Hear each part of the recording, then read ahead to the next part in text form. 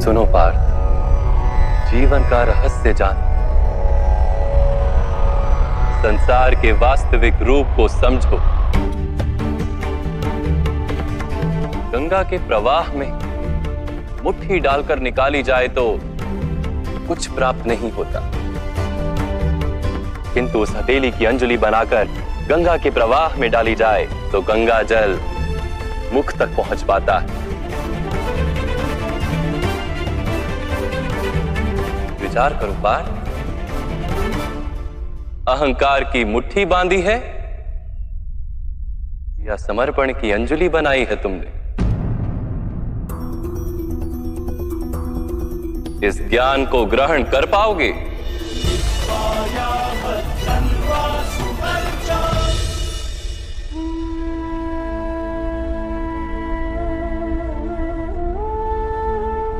ये संसार क्या है पार्थ?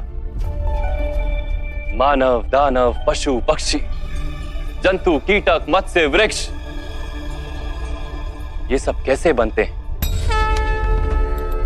किन पदार्थों से इनका जन्म होता है? कैसे चलते हैं, कैसे जीते हैं? मृत्यु कैसे होती है इनकी? और मृत्यु के पश्चात क्या होता है?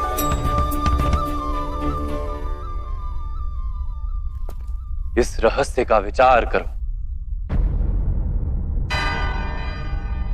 मनुष्य की देह मिट्टी से बनी है माधव। जल उसमें रक्त आदि बनकर प्रवाह करता है। अग्नि देह को तापमान देती है और देह में रिक्त स्थानों में आकाश प्रकट होता है। अर्थात धरती, वायु, जल, अग्नि और आकाश, इन पंच महाभूतों से ही शरीर का निर्माण हो।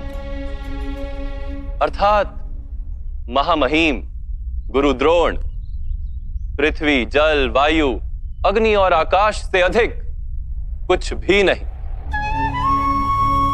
धर्म ज्ञानी भी पंच महाभूत का जोड़ है और अधर्मी भी। तो मोह किसका कर रहे हो पार्थ? मिट्टी का? परंतु माधव, इस मिट्टी के देह से ही तो मनुष्य एक दूसरे का परिचय पाते हैं। सारे संबंध इस मिट्टी के देह से ही तो होते हैं। नहीं पार्थ, यदि ये सत्य होता तो मृत्यु के पश्चात देह को नष्ट क्यों किया जाता है? वास्तव में ना मनुष्य का परिचय उसकी देह से है और ना ही संबंधों का आधार उसकी देह से। मनुष्य का स्वभाव, उसके बर्ताव और उसके कार्य उसका परिचय। ये स्वभाव, बर्ताव और कार्य कैसे बनते हैं, इसे समझो पार्थ। मनुष्य जीवन केवल 20 दृश्य और अदृश्य पदार्थों का मेल है पार्थ, किंतु फिर भी प्रत्येक मनुष्य के स्वभाव तथा कार्य भिन्न भिन्न प्रतीत होते हैं। इसका कारण है सृष्टि के 3 गुण, तमस, रजस और सत्व। ये 3 गुण क्या है माधव? तमस का अर्थ होता है अंधकार। बिना अच्छे बुरे का विचार किए जीवन व्यतीत करने को तामसिक व्यवहार कहा जाता है। जैसे पशु पक्षी जीते हैं केवल अपनी शारीरिक इच्छाओं को पूर्ण करने के लिए। सत्व का अर्थ होता है ज्ञान का प्रकाश। जब व्यक्ति प्रत्येक परिस्थिति में धर्म का, सत्य का और परंपराओं का विचार करके व्यवहार करता है, तब उसे सात्विक जीवन कहा जाता है। इन दोनों के मध्य में ऐसा व्यक्ति होता है जिसके पास ज्ञान तो है, पर शरीर और मन की इच्छाओं के साथ बंधा हुआ भी है। ऐसा मनुष्य रजस अर्थात अहंकार पूर्ण मनस्थिति के साथ जीता है। तमस, रजस तथा सत्व गुणों के अधिक या कम मात्रा के मेल से ही मनुष्य का स्वभाव बनता है।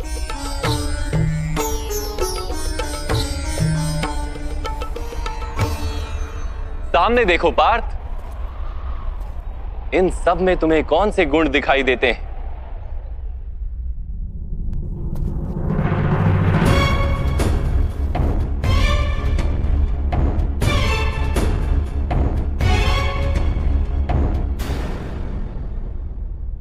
युवराज दुर्योधन धर्म जानते हैं परंतु वहन नहीं करते। उनके जीवन का केंद्र अहंकार है, अर्थात उनमें तमस कम है, रजस अधिक है और सत्वगुण पूर्णता नहीं।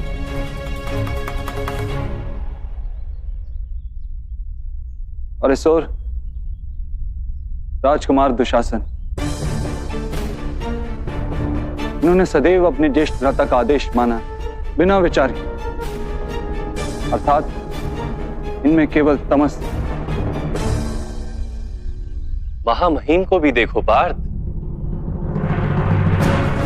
तत्व के साथ तमस का मेल है, अहंकार नहीं किंतु पुरातन धर्म, पुरानी परंपराओं और प्रण के साथ बंधे, आवश्यकता होने पर भी अपना प्रण नहीं तोड़ सकते। गुरु द्रोण को देखो, ज्ञान और अहंकार दोनों ही हैं। ज्ञान तो मनुष्य को मुक्ति दिलाता है किंतु इनका अहंकार इन्हें मुक्त नहीं होने देता।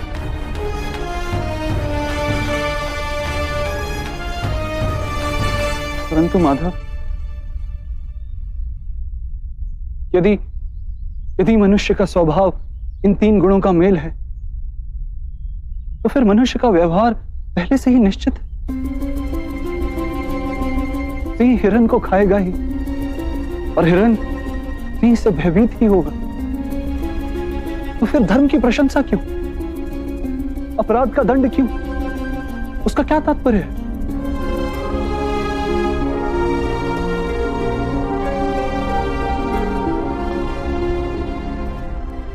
उत्तम प्रश्न है पार्थ, किंतु पहले मनुष्य क्या है ये तो जान लो। मनुष्य केवल 5 महाभूत नहीं, 5 पदार्थ नहीं, 5 ज्ञानेंद्रियां, 5 कर्मेंद्रियां तथा 3 गुण, ऐसी 23 वस्तुओं का मेल भी नहीं। मनुष्य को चलने फिरने तथा कार्य करने हेतु शक्ति की आवश्यकता होती है और उस शक्ति को चेतना कहते हैं। तो क्या माधव, मनुष्य इसकी चेतना है? नहीं पार्थ, मनुष्य की चेतना के साथ उन 23 वस्तुओं के मेल का नाम प्रकृति है। 24 वस्तुओं से बने मनुष्य नामक यंत्र में वास करता है पुरुष, अर्थात परमात्मा का अंश। उसे आत्मा कहा गया है। जब प्रकृति और पुरुष का मेल होता है, अर्थात जब परमात्मा का अंश आत्मा बनकर देह में वास करता है, तब मनुष्य जीवित होता है। यह आत्मा क्या है माधव, और इसे जानने का क्या उपाय? मनुष्य जैसे रथ का उपयोग करता है, वैसे ही आत्मा शरीर नाम के इस यंत्र का उपयोग करती है। शरीर के माध्यम से शरीर के सुख दुख का उपभोग करती है, किंतु आत्मा शरीर नहीं पार्थ। शरीर का नाश किया जा सकता है किंतु आत्मा का नाश नहीं किया जा सकता। नैनं छिन्दन्ति शस्त्राणि नैनं दहति पावका न चैनं क्लेदयन्त्यापो न शोष्यति मारुता। आत्मा ना शस्त्रों से छेदी जा सकती और ना ही अग्नि से जलाई जा सकती। न जल उसे निर्बल कर सकता है और ना ही पवन उसे सुखा सकती। आत्मा शरीर में रहते हुए भी अमर है। न हन्यते हन्यमाने शरीरे। पार्थ, शरीर की हत्या की जा सकती है किंतु आत्मा की हत्या नहीं की जा सकती।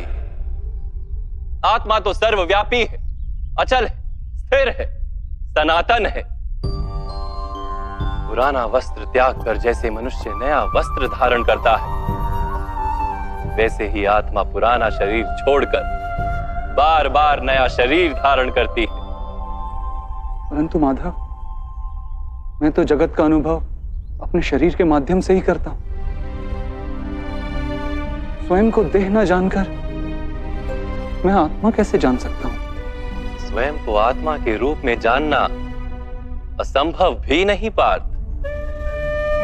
अंध भी जीते हैं, गूंगे भी जीते हैं, जिनके पास हाथ पैर नहीं होते वो भी जीते हैं। स्पष्ट कि शरीर मनुष्य नहीं, जिसकी चेतना चली जाती है, जिसे मूर्छा आ जाती है, वो भी जीवित रहता है। इसलिए स्पष्ट है कि मनुष्य का चेतन तत्व वो भी शरीर नहीं। इसी प्रकार जो व्यक्ति अपने भीतर खोज करता है, मैं इंद्रियां नहीं, शरीर नहीं, भावनाएं नहीं, विचार नहीं, ज्ञान भी मैं नहीं, जो ये समझता जाता है वो अंत में स्वयं को आत्मा के रूप में जान ही लेता है। ये आत्मा का क्या कार्य है माधव? जब पर ब्रह्म के भाग हुए, पुरुष तथा प्रकृति बने, तब पुरुष अर्थात परमात्मा के अंश ने आत्मा बनकर प्रकृति की प्रत्येक वस्तु में वास किया। उस आत्मा को मोह तथा अंधकार ने घेर लिया पार।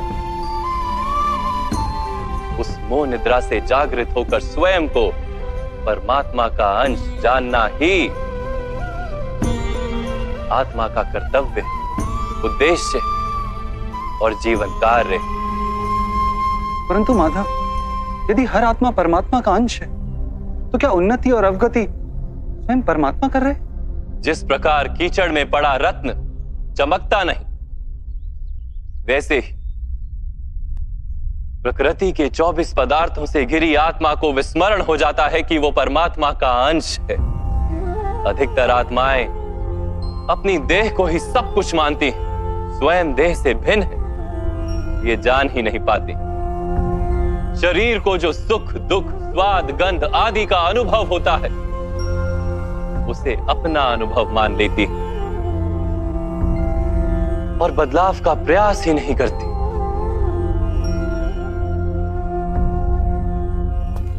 जो आत्माएं बदलाव का प्रयत्न नहीं करती, निरंतर अधर्म करती रहती हैं,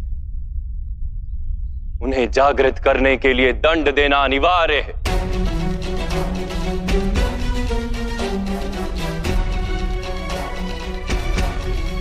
तुम भी ये जान लो पार्थ कि तुम शरीर नहीं, केवल एक आत्मा हो। इस रणभूमि में दिखाई देने वाला प्रत्येक योद्धा वो नहीं जो तुम उन्हें मानते हो। कुछ समय के लिए इन सब ने इस शरीर में वास किया। इनके शरीर मरेंगे, किंतु ये सब अमर, वो पुनः नया शरीर धारण करेंगे। जब तक स्वयं को शुद्धात्मा के रूप में जान नहीं लेंगे, जब तक अधर्म का त्याग करके धर्म में दृढ़ नहीं होंगे, तब तक ये जन्म लेते और मरते रहेंगे। यही ब्रह्म विद्या का प्रथम पाठ है पार्थ। जो जन्मा है वो अवश्य मरेगा, और जो मरता है वो अवश्य फिर से जन्म लेगा। इस महाज्ञान को सांख्य योग कहते हैं।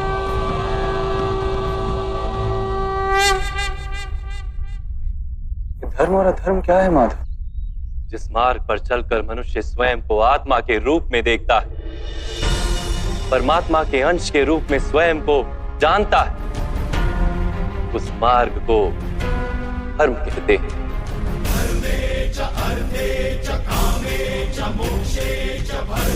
जब मनुष्य स्वयं को परमात्मा के अंश के रूप में जान लेता है, तब उसे ये अनुभूति होती है कि ये सृष्टि ही परमात्मा है और ये परमात्मा ही सृष्टि है। सृष्टि और परमात्मा में कोई भेद नहीं।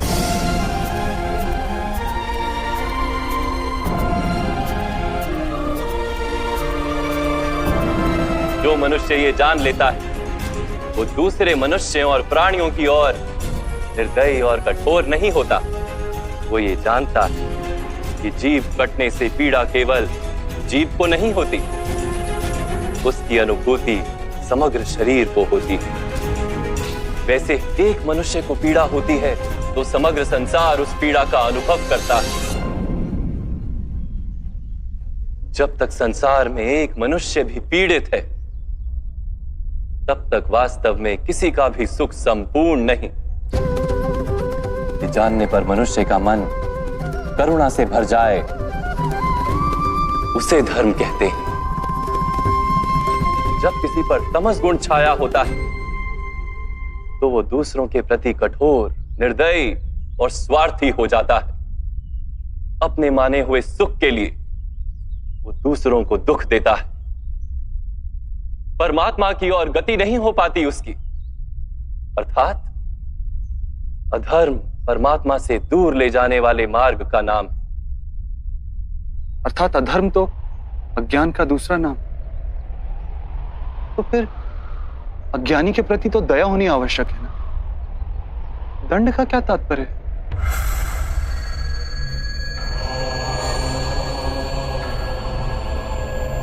अज्ञानी जब ज्ञान का मूल्य जानने को सजना, ज्ञान पर दृष्टि डालने को भी सजना, तब दंड ही दया है।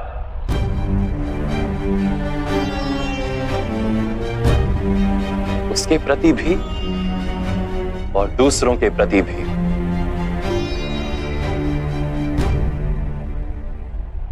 सृष्टि की गति सदा ही परमात्मा की ओर हो, यह अनिवार्य। किंतु कभी कभी ऐसी स्थिति उत्पन्न हो जाती है कि अज्ञान, मोह और अधर्म बढ़ जाता है। संसार से धर्म लुप्त हो जाने का भय उत्पन्न हो जाता है। संसार से जब धर्म लुप्त हो जाता है, करुणा भी नष्ट हो जाती है और सत्य भी नष्ट हो जाता है। आने वाली पीढ़ियों को धर्म प्राप्त हो सके, इसके लिए आज अधर्मियों का नाश करके धर्म की पुनः स्थापना करना अनिवार्य है।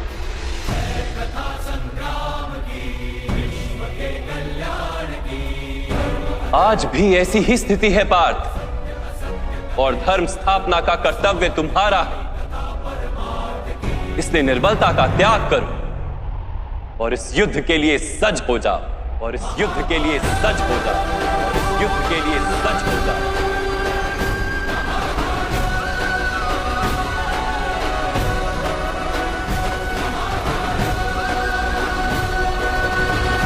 परंतु मेरे हाथों हत्याएं होंगी माधव। मेरे कारण किसी के प्राण जाएंगे तो मेरे अंतर की करुणा का नाश नहीं हो जाएगा। और यदि धर्म का आधार करुणा है, तो क्या मेरी आत्मा धर्मी नहीं हो जाएगी?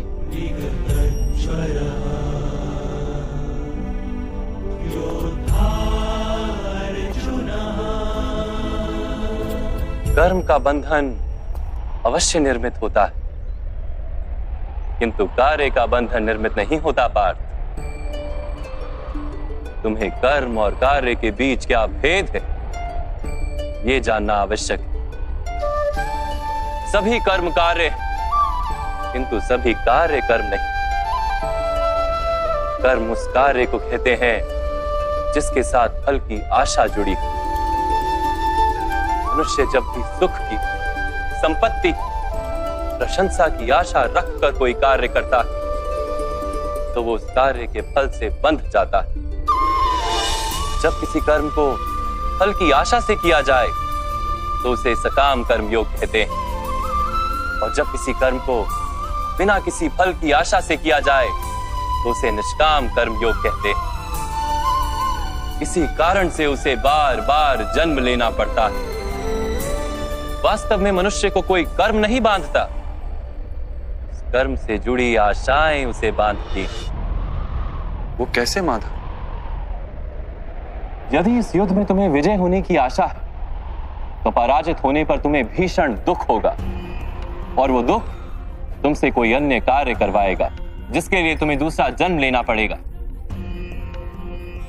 और यदि तुम विजयी हुए तो तुम्हारा अहंकार बढ़ेगा, और वो अहंकार तुम्हें विश्व विजय के लिए प्रेरित करेगा, तुमसे हत्याएं करवाएगा, और उसका पाप तुम्हें बांधेगा। विचार करो, यदि तुम्हें इस युद्ध में ना विजय का मोह और ना पराजय का भय, तो इस युद्ध के अंत में तुम्हें सुख प्राप्त होगा या दुख प्राप्त होगा? ना सुख माधव और ना ही दुख। अर्थात तुम्हारा सुख दुख, हताशा निराशा अहंकार युद्ध के कारण नहीं है। युद्ध के साथ तुमने जो आशाएं बांधी हुई हैं उसके कारण है। क्या ये सत्य नहीं है पार्थ?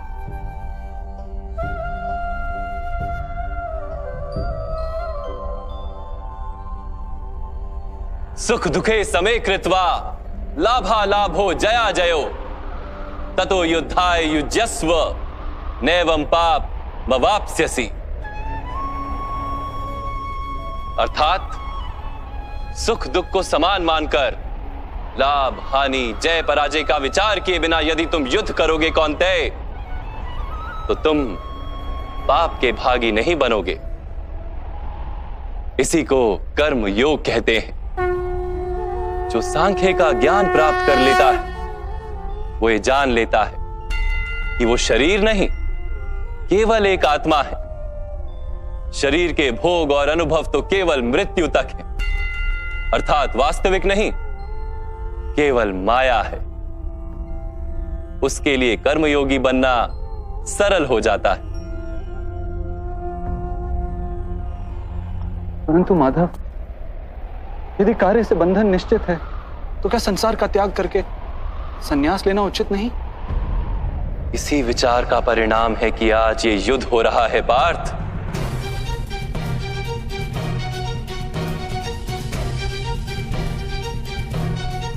विचार करो, जब सत्व गुण से भरे धर्म को जानने वाले लोग कर्मों का त्याग करते हैं, तब अधर्म से भरे लोग ही संसार को चलाते हैं।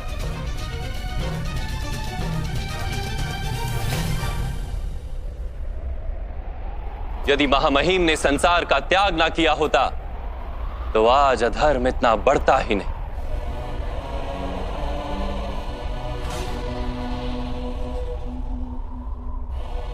और तुम्हारे पिता ने यदि संन्यास ना लिया होता तो आज भ्राता युधिष्ठिर सुख से राज कर रहे होते।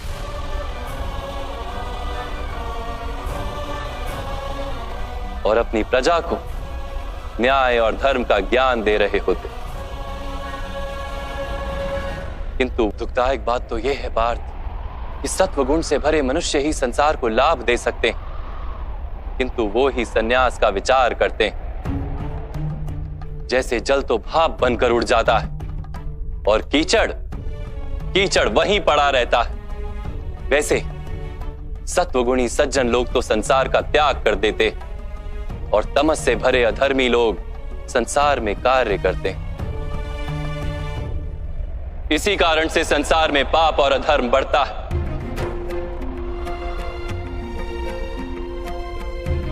किंतु कर्मयोग इस विचित्र स्थिति से सारे संसार का रक्षण करता है। कर्मयोगी फल की आशा का त्याग करता है किंतु कर्मों का त्याग नहीं करता। वो इसी संसार में रहता है, सन्यासी की भांति सारे कार्य करता है किंतु उनमें लिप्त नहीं होता। कर्मयोगी अपनी संतानों से, स्वजनों से, अपनी प्रजा से कोई अपेक्षा या आशा नहीं रखता। स्वयं उसे संन्यास का लाभ होता है किंतु समाज को संसारी की भांति लाभ देता है। मनुष्य अपनी संतानों के सुख के लिए श्रम करता है माधव। अपनी संतान से सुख की अपेक्षा कैसे न रखे? मनुष्य अपनी संतानों के लिए जो भी करता है वो व्यापार है या प्रेम पार्थ? प्रेम माधव। तो फिर अपने कार्यों के प्रति फल की इच्छा क्यों पार्थ? भविष्य का लाभ तो व्यापार में देखा जाता है, प्रेम में नहीं। जो मनुष्य अपनी संतानों का चरित्र निर्माण उचित रूप से करता है, संतानों को प्रेम और धर्म के संस्कार देता है, उसकी संतानें भी मनुष्य को प्रेम और सुरक्षा अवश्य देती। संतानों के कर्म, स्वजनों के व्यवहार उनके कर्म है पार्थ। और जब उनके कर्मों पर हमारा कोई अधिकार नहीं होता तो उनसे आशाएं और अपेक्षाएं रखने का क्या प्रयोजन? यदि गहन विचार करोगे पार्थ तो शीघ्र ही ये जान लोगे कि जीवन में ऐसा कोई कार्य नहीं है जिसके साथ आशाएं और अपेक्षाएं जोड़ना अनिवार्य हो। जब सृष्टि ही परमात्मा है और मनुष्य स्वयं परमात्मा का अंश है तो सारे कार्य परमात्मा ही करते हैं, मनुष्य स्वयं कुछ नहीं करता। यही कर्मयोग का मूल सिद्धांत है पार्थ।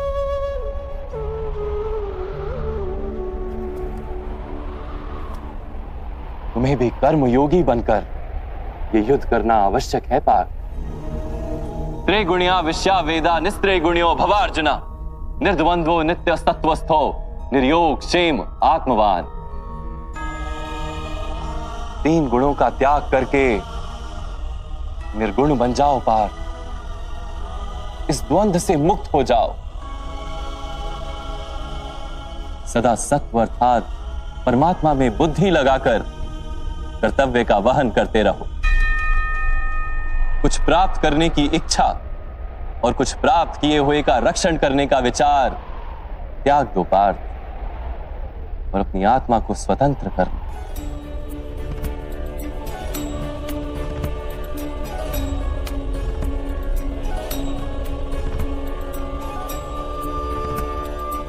स्मरण रहे पार्थ, कर्मण्यवाधिकारस्ते मा फलेषु कदाचन मा कर्म फल हेतुर्भु मा ते संगोस्त्व कर्मणि। तुम्हारा अधिकार तो केवल कर्म करने का है, फल तो ईश्वर के हाथ में। इसलिए ना कर्म से भागना उचित है और ना ही कर्म के फल की आशा रखना उचित है।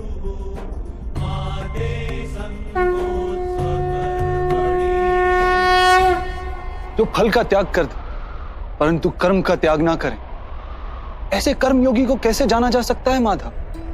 विश्याविनिवर्तन्ते निराहारस्य देहिनः रसवर्जम रसोप्यस्य परम दृष्ट्वा निवर्तते।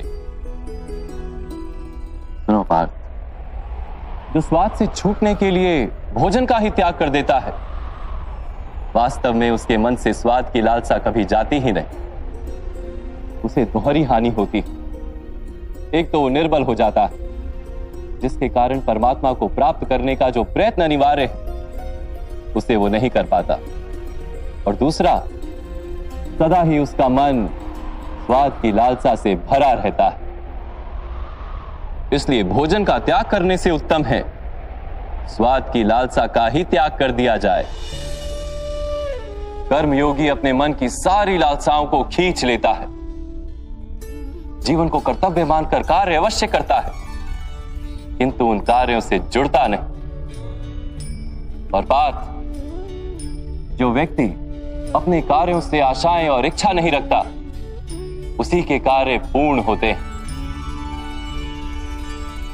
एक असफलता से दुखी होकर जिसका मन डोलता नहीं, एक सफलता से आनंदित होकर जो स्वयं को सर्वश्रेष्ठ नहीं मानता, ऐसे ही व्यक्ति को कर्म योगी कहते हैं। और ऐसा व्यक्ति जीवन में बार बार सफल होता है।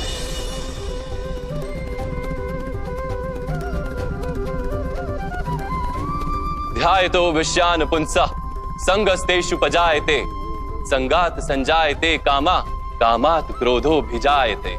क्रोधात भवति सम्मोह, सम्मोहात स्मृति विभ्रम, स्मृति भ्रंशात बुद्धिनाशो, बुद्धिनाशात प्रणश्यति। फल की आशा से कामना प्रकट होती है और कामना का तो स्वभाव है असंतुष्ट रहना। असंतोष से क्रोध उत्पन्न होता है और क्रोध से मोह जन्मता है। मोह के कारण व्यक्ति आचार और व्यवहार का ज्ञान ही भूल जाता है। ज्ञान के जाने से बुद्धि चली जाती है, अनुचित प्रकार के कार्य होने लगते हैं और समाज ऐसे व्यक्ति का शत्रु बन जाता है और अंत में ऐसे मनुष्य का पूर्णतः पतन हो जाता है।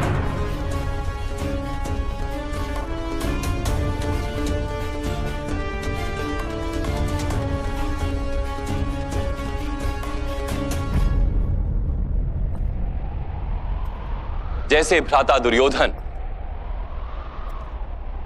उनके सेनापति महामहिम उनके ही शत्रु हैं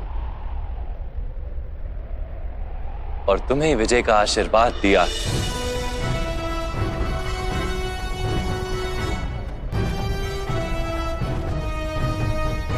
पार्थ, कर्मयोग ब्रह्म विद्या का दूसरा चरण है।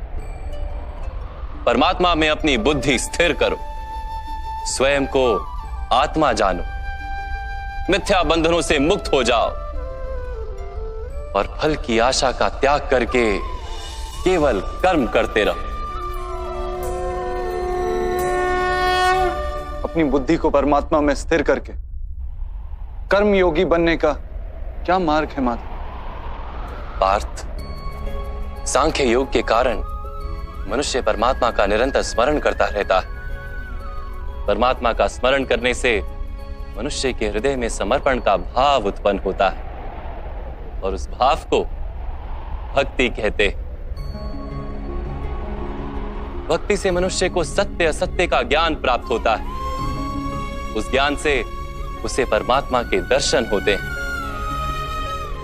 और जिसे परमात्मा के दर्शन हो जाते हैं वही वास्तव में कर्मयोगी बन जाता है और जन्मों के फेरों से छूटकर मोक्ष को प्राप्त कर लेता है। सभी आत्माओं का अंतिम लक्ष्य वही है और धर्म का अंतिम चरण भी वही है।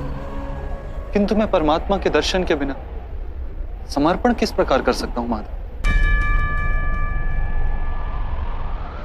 परमात्मा के दर्शन करने हेतु अपनी आंखों पर बंधे लालसा, अहंकार, क्रोध और पूर्वाग्रह की पट्टियों को उतारना होता है।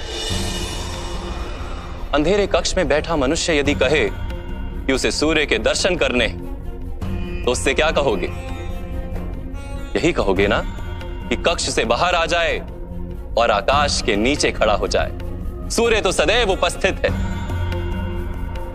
वैसे ही पार्थ, ये सृष्टि ही परमात्मा है, परमात्मा ही सब कुछ है। परमात्मा के सिवा कुछ भी नहीं। जो अपनी आत्मा के दर्शन कर लेता है वो परमात्मा के दर्शन कर लेता है। जैसे नमक के एक कण का स्वाद समग्र सागर के स्वाद से भिन्न नहीं होता, वैसे अपनी आत्मा के दर्शन परमात्मा के दर्शन से भिन्न नहीं होते। माधव, क्या आप भी परमात्मा हैं?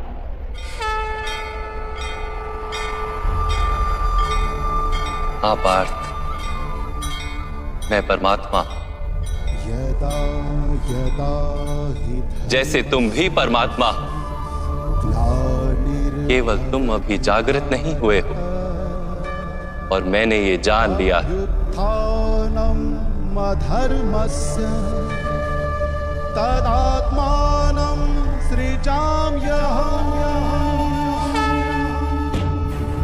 माधव, आपके प्रति समर्पण ईश्वर के प्रति समर्पण क्यों नहीं हो सकता? अवश्य, मेरे प्रति समर्पण ही परमात्मा के प्रति समर्पण है। सर्वधर्मान् परित्यज मामेक शरणं व्रज। सारे जगत का त्याग करके मेरी शरण में आ जाओ पार्थ।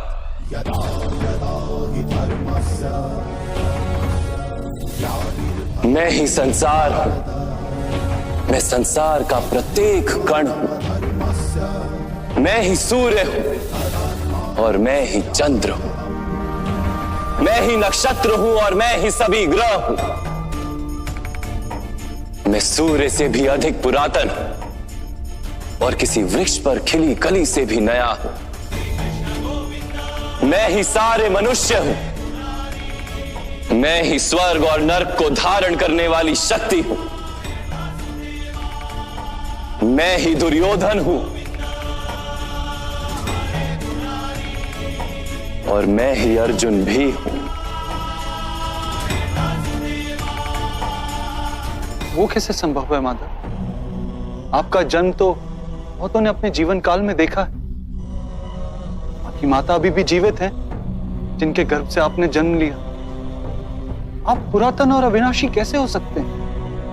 तुम शरीर देख रहे हो और मैं आत्मा की बात कर रहा हूं। मेरे अनेक जन्म हुए हैं पार्थ, मैंने अनेकों अवतार धारण किए हैं, कई शरीर बने हैं मेरे और इसी मिट्टी में मिले।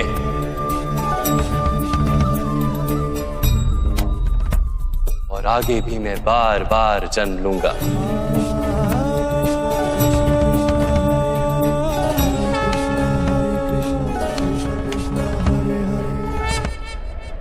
यदा यदा हि धर्मस्य ग्लानिर्भवति भारत अभ्युत्थानम् अधर्मस्य तदात्मानं सृजाम्यहम्। परित्राणाय साधूनां विनाशाय च दुष्कृतां धर्म संस्थापनार्थाय संभवामि युगे युगे।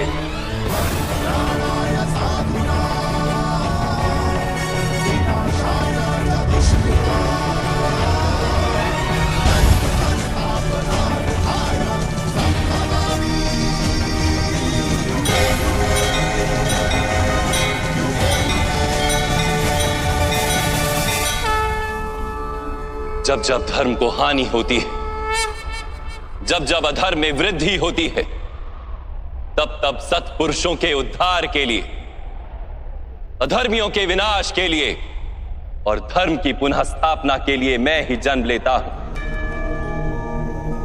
ये प्रत्येक युग में होता आया है और आगे भी ऐसा ही होगा।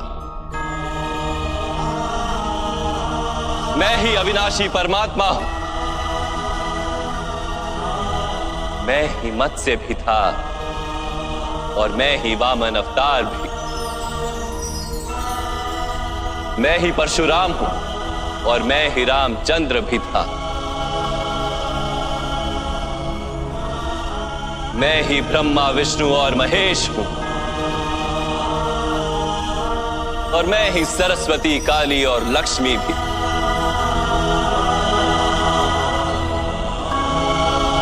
मैं ना पुरुष हूं, ना स्त्री हूं और ना ही नपुंसक।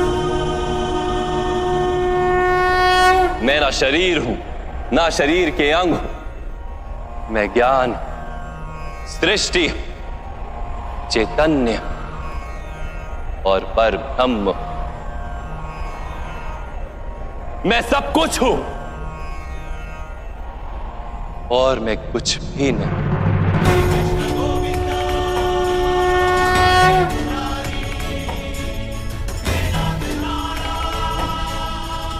ऐसा प्रत्येक युग में हुआ है और आगे भी ऐसा ही होता रहेगा।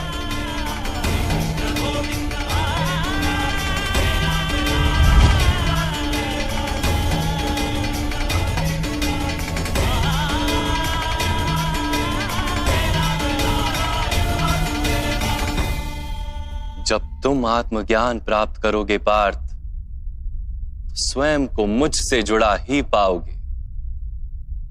तब तुम भी मेरी ही भांति स्वयं को परमात्मा के रूप में देखोगे।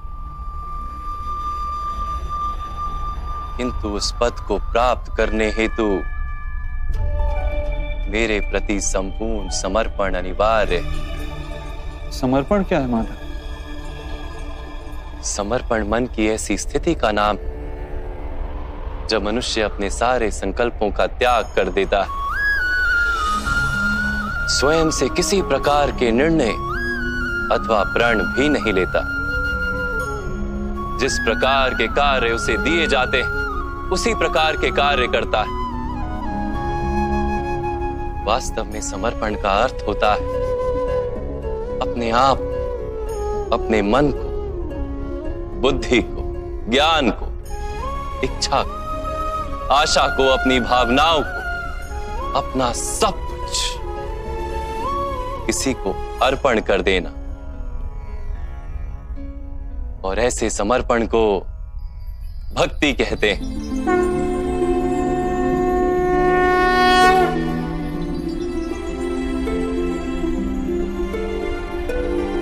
पत्नी का समर्पण पति की ओर होता है,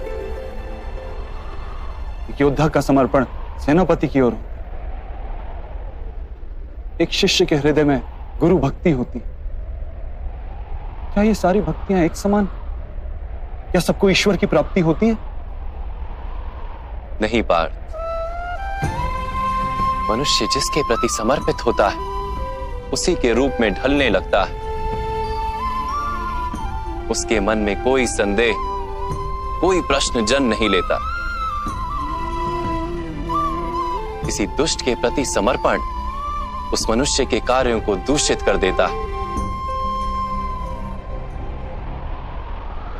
अंगराज कर्ण ने धर्म को जानते हुए भी द्यूत सभा में पांचाली को अपशब्द कहे थे। जो 5-5 पुरुषों के साथ संबंध रखती है, वैश्या होती ऐसी स्त्रियां, वैश्या होती ऐसी स्त्रियां। उसका कारण था अंगराज का भ्राता दुर्योधन के प्रति समर्पण।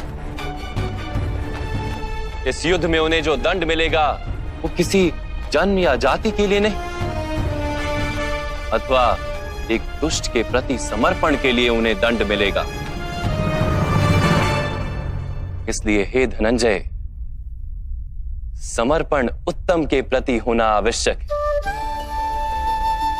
उसी से मनुष्य उत्तम बनता है। लोहे की माला से अपराधी बांधा जाता है, पीतल की माला से मंदिर के दीपक को बांधा जाता है, और सोने की माला को आभूषण बनाकर गले में धारण किया जाता है।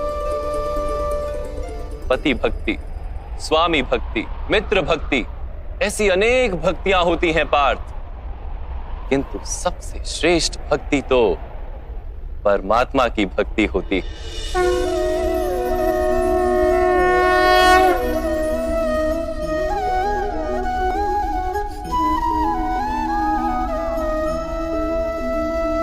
किंतु परमात्मा की भक्ति का सांख्य अथवा कर्म योग से क्या संबंध है? सांख्य योग के कारण मनुष्य स्वयं को आत्मा के रूप में जानता है। कर्म योग से वो जीवन के बंधनों से छूट जाता है, और भक्ति के कारण मनुष्य को परमात्मा के वास्तविक रूप का ज्ञान होता है। परमात्मा के ज्ञान से मनुष्य जन्म मरण के फेरों से छूटकर सच्चिदानंद स्वरूप को प्राप्त कर लेता है। परमात्मा में समाकर स्वयं परमात्मा हो जाता है। जैसे जल की छोटी सी बूंद जब सागर में मिलती है तो स्वयं सागर बन जाती है।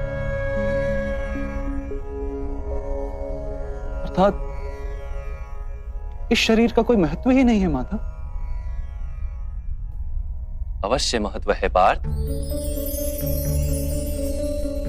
शरीर के माध्यम से ही मनुष्य को परमात्मा का साक्षात्कार होता है। मृत्यु और नए जन्म के बीच के समय में आत्मा के ज्ञान में वृद्धि नहीं हो पाती। इस जन्म में प्राप्त अनुभव, ज्ञान, विचार और अभ्यास को लेकर आत्मा नया शरीर धारण करती है। आत्मा की प्रगति और अधोगति शरीर में रहकर ही संभव है।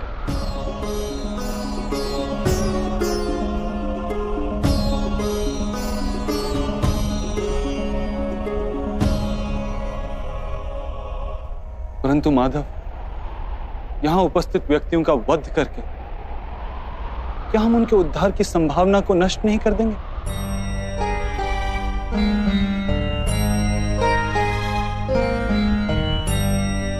तुम्हारे शत्रु धर्म की मर्यादा को तोड़ चुके हैं पार्थ। अधर्म ही उनका स्वभाव बन गया है। उनका उद्धार अब असंभव है।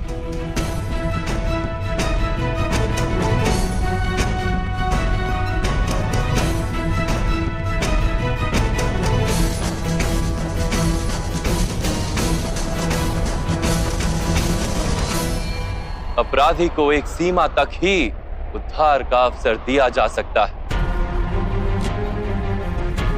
मैंने शिशुपाल के 99 अपराधों को क्षमा किया था, किंतु 100 अपराधों के पश्चात उसे दंड देना आवश्यक था।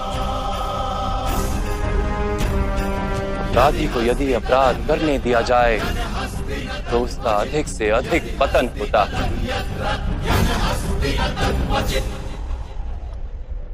उसे अधर्म से रोकने में ही करुणा है धनंजय। ये आत्माएं मरेंगी नहीं। अधर्म से दूषित शरीर का त्याग करके नया शरीर धारण करेंगी और उस शरीर में उनकी प्रगति की संभावना अधिक होगी। इस विचार से यदि तुम युद्ध करोगे तो वो उचित है। मनुष्य का शरीर उसकी संपत्ति भी है और मर्यादा भी। धर्म के मार्ग पर प्रवास करने वाला मनुष्य अपने शरीर को शुद्ध करता है और उसके माध्यम से आत्मा का साक्षात्कार करता है। इसी को क्षेत्र क्षेत्रज्ञ संबंध कहा गया है। मैं इसका तात्पर्य नहीं जान पाया माधव।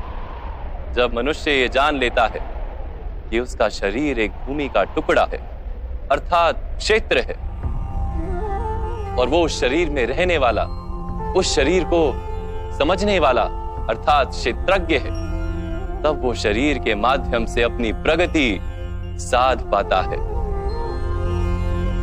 आत्मा शरीर में रहकर 3 गुणों का समतोलन करती है। तमस को घटाकर सत्व को बढ़ाने का उपाय करती है और ईश्वर की भक्ति करके परमात्मा के साथ एक हो जाती है। भक्ति कैसे की जाती है माधव? क्या समर्पण ही भक्ति नहीं? नहीं पार्थ, समर्पण तो भक्ति का प्रथम चरण है। वास्तव में भक्ति किसी कार्य का नाम नहीं, वो तो केवल मनस्थिति का नाम है। आवश्यक है कि मनुष्य जब तब यज्ञ याग यम नियम योग और स्वाध्याय के माध्यम से अपने अंतर को शुद्ध करे और परमात्मा के प्रति समर्पित रहे। मनुष्य अपने सारे कार्य, सभी कार्यों के फल, अपने जीवन का प्रत्येक श्वास परमात्मा को समर्पित करता रहे। यदि भक्ति केवल मन की स्थिति तो जब तब आदि का क्या महत्व है मान? जैसे आज धोया हुआ पात्र कल पुनः मैला हो जाता है, वैसे ही मनुष्य का मन बार बार परमात्मा से विमुख हो जाता है। इसीलिए आवश्यक है कि जब तब और स्वाध्याय आदि के माध्यम से स्वयं को निरंतर ये स्मरण दिलाता रहे कि उसका जीवन परमात्मा के प्रति समर्पित है। किस तट पर डुबकी लगाई जाए इसका महत्व नहीं, महत्व है डुबकी लगाने का। भक्ति योग का एक ही सार है पार्थ कि मनुष्य परमात्मा को अपना जीवन अर्पण करके परमात्मा की भक्ति करता रहे और सत्व गुण से युक्त संपत्ति को संभाल कर रखे। सत्व गुणी संपत्ति किसे कहा जाता है मान? अहिंसा सत्यम क्रोधस त्याग शांति ही पेशुनम दया भूतेष्वलोलुप्त्वम मार्दवम ह्रीर्जाबलम तेज क्षमा धृति शोचम द्रोहो नातिमानिता भवन्ति संपदम देवी अभिजातस्य भारत। बिना कारण तथा स्वार्थ के हेतु हिंसा करना अधर्म है पार्थ। वास्तव में अहिंसा ही परम धर्म है और उसके साथ सत्य, क्रोध ना करना, त्याग, मन की शांति, निंदा ना करना, दया भाव, सुख के प्रति आकर्षित ना होना, बिना कारण कोई कार्य ना करना, तेज, क्षमा, धैर्य, शरीर की शुद्धता, धर्म का द्रोह ना करना तथा अहंकार ना करना, इतने गुणों को सत्वगुणी संपत्ति या दैवी संपत्ति कहा जाता है। इसी से मनुष्य परमात्मा की अर्थात मेरी भक्ति कर पाता है, जीवन के कर्तव्यों का वहन करता है, धर्म की स्थापना करता है और कर्म के फल की आशा का त्याग करके जीता है। उसे मैं निस्संदेह इस जन्म में संतोष देता और मृत्यु के पश्चात अपने ही अंतर में स्थान देता। आपका रूप कैसा है माधव? सांख्य योग के माध्यम से मैंने ये जाना कि मैं एक आत्मा हूं, अमर हूं और इस नश्वर शरीर में केवल कुछ समय के लिए वास करता हूं। कर्मयोग के माध्यम से मैंने ये जाना कि जो फल की इच्छा का त्याग कर केवल कर्म करता है उसे जीवन में शांति और सफलता प्राप्त होती है। भक्ति योग के माध्यम से मैंने आपके प्रति समर्पण का महत्व जाना।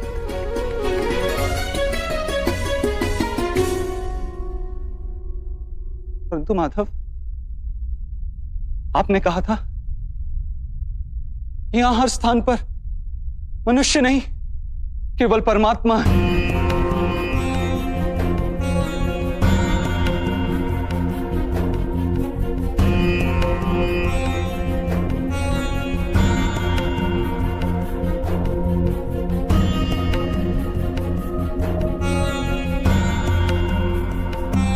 किंतु अब भी मुझे यहां केवल मनुष्य दिखाई दे रहे, केवल मनुष्य माधव।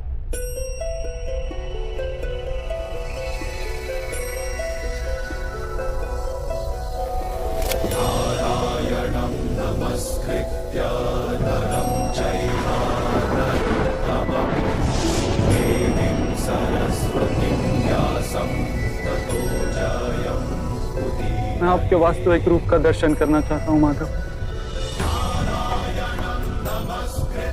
आपकी शक्ति, आपका ज्ञान, तेज और ऐश्वर्य से युक्त परमात्मा स्वरूप को प्रत्यक्ष देखना चाहता हूं माता। मुझे अपने अविनाशी स्वरूप का दर्शन दीजिए माता। मेरे सारे संदेहों को नष्ट कर दीजिए।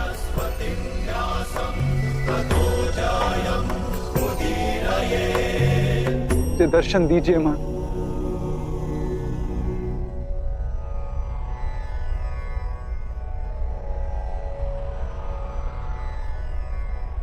देखो पार्थ,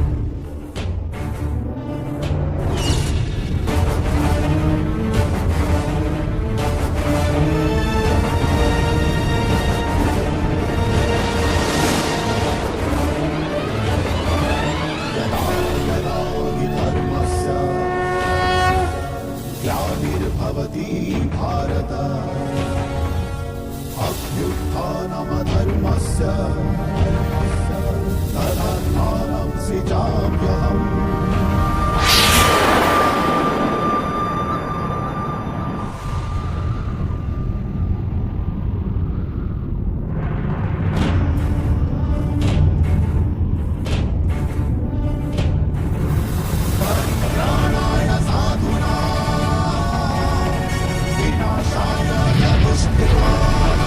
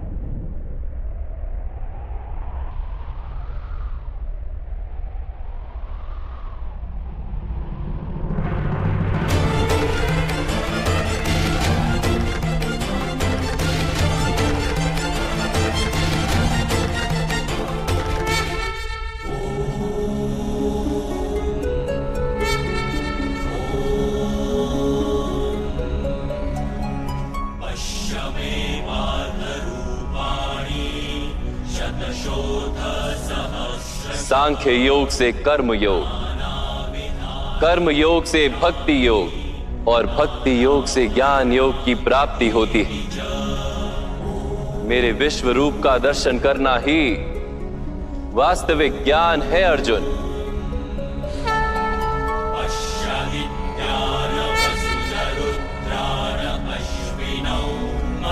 यही एक ज्ञान है जो विश्व में सारे ज्ञानों तथा विज्ञानों का आधार है। यही ज्ञान मुक्ति प्रदान करता है। देवताओं को भी जो दर्शन सरलता से प्राप्त नहीं होते, ऐसा वास्तविक रूप में तुम्हें दिखा रहा हूं अर्जुन।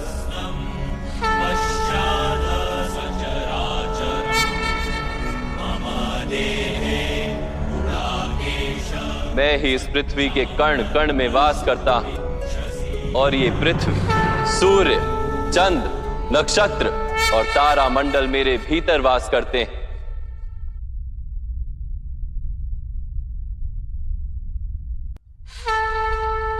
मैं ही सत्य हूं, मैं ही संपूर्ण हूं, मैं ही जीव और मैं ही शिव। अक्षरों में आकार, वेदों में सामदेव, देवों में इंद्र, प्राणियों में चेतना, यक्षों में कुबेर, रुद्रों में शंकर, वसुओं में अग्नि, पर्वतों में सुमेरु और ऋषियों में भृगु, ध्वनियों में ओमकार, यज्ञों में जाप और वृक्षों में पवित्र पीपल,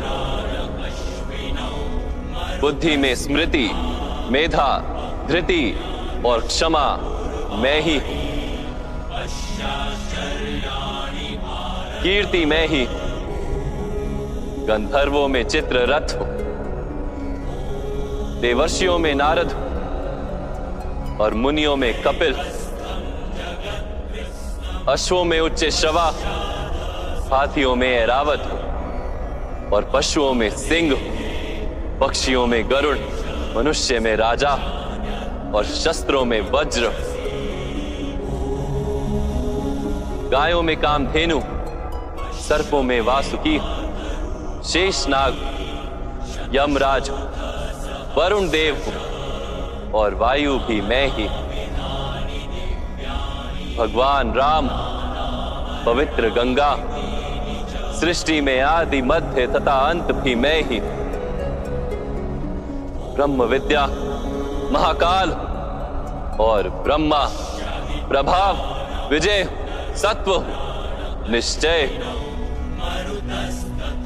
दंड, शक्ति, नीति, मौन तथा तत्व ज्ञान भी मैं। वासुदेव, अर्जुन, वेद व्यास, ऐसा कुछ भी नहीं जो मैं नहीं। ऐसा कोई स्थल नहीं जहां मैं नहीं। मैं ही समय हूं और मैं ही जीवन और मृत्यु हूं अर्जुन। यहां उपस्थित सभी मनुष्यों की मृत्यु बनकर खड़ा हूं।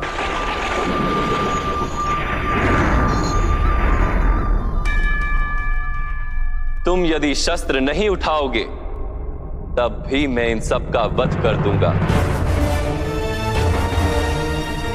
इसलिए मोह का त्याग करो और अपने कर्तव्य को देखो। धर्म का भार उठाओ, गांडीव उठाकर शरसंधान करो। युद्ध करो अर्जुन, युद्ध करो।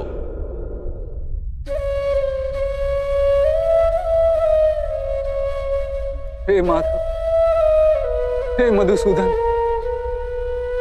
आज मेरे सारे संदेहों का नाश हो गया।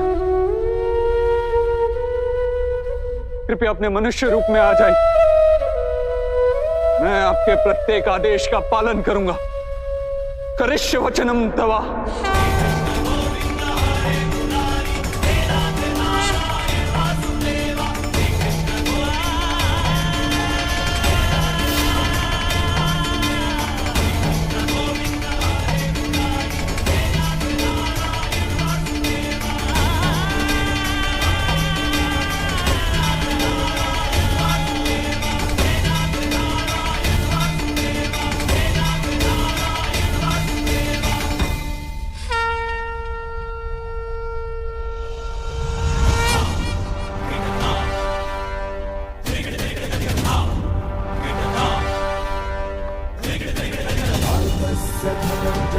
ओजस्य बलवीर्यं श्वेतवाहनरुणायेष महाबाहो अर्जुनः पुरुषोत्तम सव्यसाची धनुषधारी शक्तिमान कीर्तिमान महानायक अर्जुनः।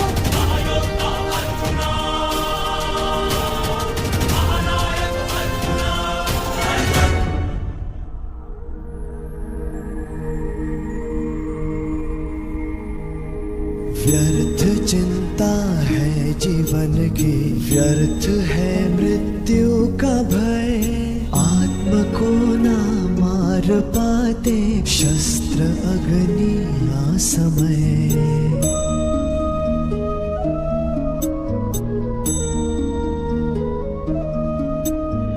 पंचभूतों की बनी ये देह केवल वस्त्र है।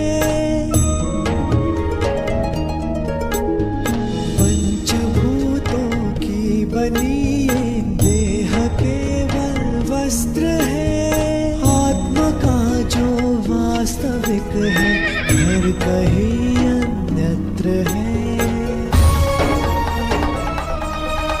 ईश्वर स्वयं है सृष्टि सारी, कहाँ उसको खोजना।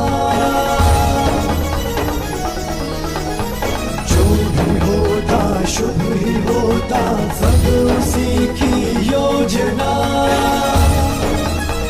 वो ही केवल धर्म है।